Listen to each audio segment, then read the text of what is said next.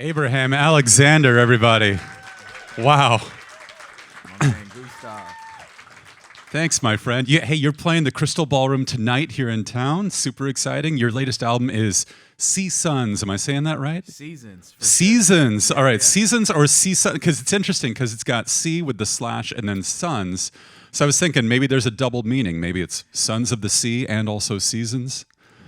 Am I getting it, or am I completely off base? You killed it. You killed it. I killed it. All right. Yeah, That's good. you did. We're off to a good start. Absolutely. Hey, this album for you, obviously it's very personal in the sense that you have these stories to tell on this album, and a lot of the songs are told from a first-person perspective. Some of them are from a third-person perspective.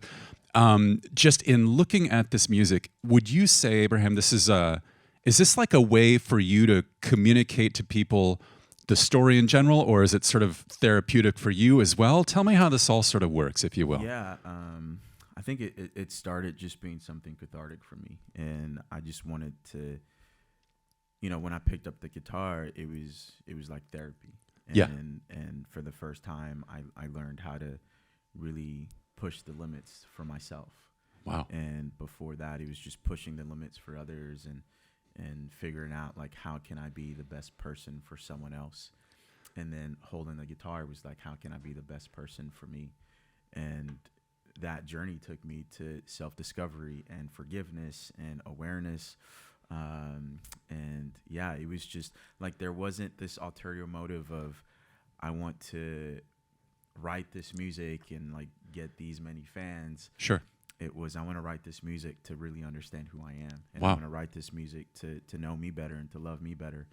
And it just wind up on wax. And I feel like anyone listening to it and sees a kindred spirit, then we create a community. And nice. That I feel like that's the best way to do a debut, is to actually write something that's about you and something that you believe in.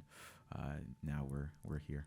Yeah, excellent. Yeah. Speaking of, for a debut, this is super impressive because you had some collaborations on this record. I mean, Mavis Staples. I mean, come on, that's amazing. How did that all come about? Did you just like reach out to her? Did you have people get in touch? I mean, tell me about that. I'm still trying to figure it out. No, I played. I just jumped off of a long tour, and I got the opportunity to open up for Mavis and played the show. And after my set, she got on stage and she spent like 10 minutes just talking about me and raving about wow how much she appreciated the set, and it was like she feels like she's passing the baton on to like the next generation. Yeah, which is just huge praise, and I was in awe. And then afterwards, I like run to her and I'm like, thank you so much for having me. And she's like, baby, whatever you need, I got you. Wow. And in the back of my head, I was like, I know exactly. Yeah. Collab. Okay, yeah. Here we go. I know exactly what it is, but it's an honor to have someone like that, and her voice, which echoes decades, and not just decades, but echoes these important topics, you sure. know, and for her to be on my album, but not just on my album, but the song that she sings on is incredible, and forever grateful to her. The song you're talking about is Deja Vu, and that's one of the songs on the album, which I was referring to is that's from, it's not about you personally, it's a third person perspective and about a story, which is, and it's a sad story. Yes. And I'm curious how did you find out about this behind Deja Vu, and what was it that sort of compelled you to retell it, if you will, through your own music? I watched the documentary, and I feel like as artists, it is so important to be a soundboard of the times.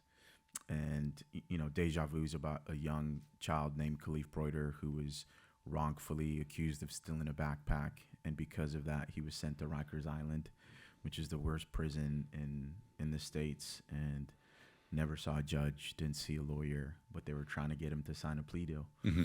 And spent 3 years there and never did get to see one. And 2/3 of his time was in solitary confinement. And, his mom could have bailed him out if she had $3,000, but right. They didn't have the money. And, finally, they were trying to get him to sign a plea deal. He didn't. And it's crazy that the person with integrity is the one behind bars. Right, right. And after 3 years they let him go, and he ended up committing suicide. Hmm. You know, Yeah. and his story like started to spread. But for me, it's like I wanted to tell this story because it's so important, and not just for Khalif, but others like him in that predicament, and the fact that like we live in this system that, you know, sometimes it's not the black and white, but it's how heavy is your coin. Sure. You know? And because that's what's, you know, determines if you can tip the scales. Yeah. And yeah, it's an important song for me to write and to put on this record, because it would be a misuse of my gift and misuse of my voice if I didn't. Let's talk about your gift and your voice, because I love this story. Going back a few years, and this happens to like more musicians than you know, which is interesting. But you know, there's some sort of personal injury, usually sports related. They're recovering, and someone says, "Hey, you know, why don't you start playing the guitar?" Which is what happened with you. Absolutely, yeah. I mean, and you started, and this is amazing to me. You weren't sure if you had the vocal chops as well. No, which I still don't think I do. I mean, call me crazy, but I think you do. I mean, seriously, you sound amazing. But you know, so you're sitting there, you're recovering from this soccer injury. You start playing the guitar, and things just went from there. What do you think? Like looking, like there's always the quintessential what if situation. Do you think you still would have pursued music in the way that you did had this soccer injury never occurred? Where do you think Abraham Alexander would have been today? Not at all. And if it's these, like, you know, I believe wholeheartedly that the second person that believes in a dream is more important than the dreamer. Oh. And you know, it was even me holding the guitar and me learning. It was me listening to that innate voice that would tell me, go see what they're doing and go do this. But it was just me falling in love with the instrument that really allowed me to open up my eyes to everything that was this instrument. And so, you know, who knows? Like I worked in physical therapy, and that was like my world. And it wasn't until I had the opportunity to go on tour. But there's so many people that have helped me along the way. But if it wasn't for, you know, the injury, I definitely wouldn't be here. Wow. And I'm grateful for it.